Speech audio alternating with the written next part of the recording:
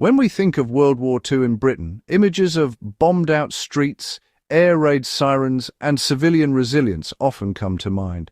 What is less commonly understood is the meticulous preparation behind the civilian effort to survive nightly bombing raids, the system of blackout curtains, careful light discipline, and signaling restrictions that turned ordinary homes into invisible spaces. These measures were not merely symbolic or precautionary. They were practical, tactical adaptations to an environment of continuous threat. The lessons drawn from them extend beyond historical curiosity, offering insight into situational awareness, environmental adaptation, and survival-minded planning. Before we proceed, subscribe to Backyard Wisdom for more analyses of overlooked wartime techniques and practical lessons that remain relevant today.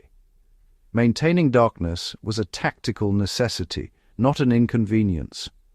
During the Blitz of 1940–41, German bombers relied heavily on visual targeting for nighttime raids.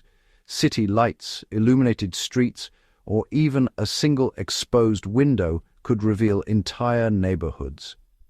Civilian compliance with blackout regulations was critical. Ordinary objects like heavy curtains, shutters, or blackout fabric transformed interiors into darkened spaces, effectively hiding homes from aerial observation. Reports from the period indicate that strict adherence to blackout protocols significantly reduced the accuracy of bombing runs. This demonstrates that small, disciplined actions at the individual level could influence broader strategic outcomes, a principle as relevant for survival preparedness as it was for urban defense. Blackout curtains were carefully designed for maximum effectiveness. A blackout curtain was more than a simple piece of cloth. In London, municipal authorities issued guidance specifying thickness, overlap, and installation methods to prevent light leakage. Curtains were often layered or backed with dark material, extending beyond the window frame to ensure that no slivers of light escaped. Window sills were painted matte black or fitted with additional shielding. These methods relied on understanding basic principles of light reflection and diffusion. The emphasis on proper installation highlights a broader lesson in preparedness. Knowledge of material properties and environmental effects can multiply the effectiveness of simple tools. Light discipline extended far beyond just windows and curtains. Survival under blackout conditions really required, a comprehensive approach. Indoor lighting was carefully limited, with lamps and candles shielded, and even the use of small handheld lights was discouraged except when absolutely necessary. Streets, shop windows, and factory floors followed strict protocols, using directional lighting, covered bulbs, and timers to minimize exposure. This attention to detail demonstrates the principle of layered protection. Small, cumulative adjustments in behavior and environment contribute to significant risk reduction.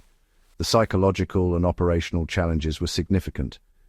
Living under blackout conditions was not merely a physical challenge, it demanded psychological discipline. These constraints highlight an enduring lesson in preparedness. Situational awareness and coordinated action can be as important as material defenses in reducing vulnerability. Failures in blackout compliance were exploited by enemy forces. Historical records indicate that German reconnaissance occasionally identified areas where light discipline was lax.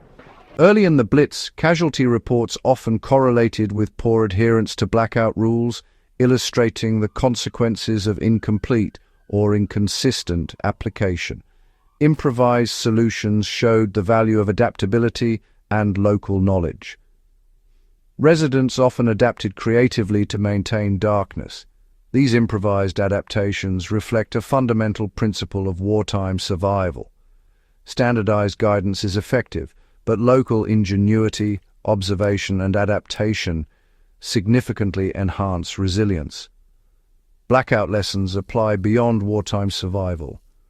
While blackout curtains and light discipline are historically specific, the underlying principles are universally applicable. Awareness of one's environment and disciplined management of simple resources, Light, movement and signaling remains critical in risk mitigation. The human dimension of enduring the Blitz provides insight into resilience. Blackout compliance was not a technical challenge alone, it was a social and psychological effort that relied on community cohesion, individual discipline, and shared understanding of risk. Failures and successes demonstrated the importance of continuous adaptation. Throughout the Blitz, methods evolved. Understanding these historical practices enhances modern preparedness thinking. For modern audiences, the principles behind blackout curtains and light discipline are instructive. Closing thoughts on why remembering these stories matters. The blackout practices of World War II. Britain illustrate that survival often depends on the thoughtful integration of environment, discipline, and community. They remind us that even small measures, darkened windows, careful movement, and disciplined lighting can have strategic significance. Preserving and studying these stories ensures that lessons in preparedness, observation, and adaptive behavior continue to inform both historical understanding and modern survival strategies. If you value careful, detailed exploration of historical survival tactics and practical lessons from extraordinary circumstances, subscribe to Backyard Wisdom. Understanding these stories allows us to appreciate not only the strategic history of conflict, but the enduring principles of survival, adaptation, and coordinated action that continue to be relevant today. Share this video with anyone interested in resilience, preparedness, or the human ingenuity demonstrated under the pressures of wartime occupation.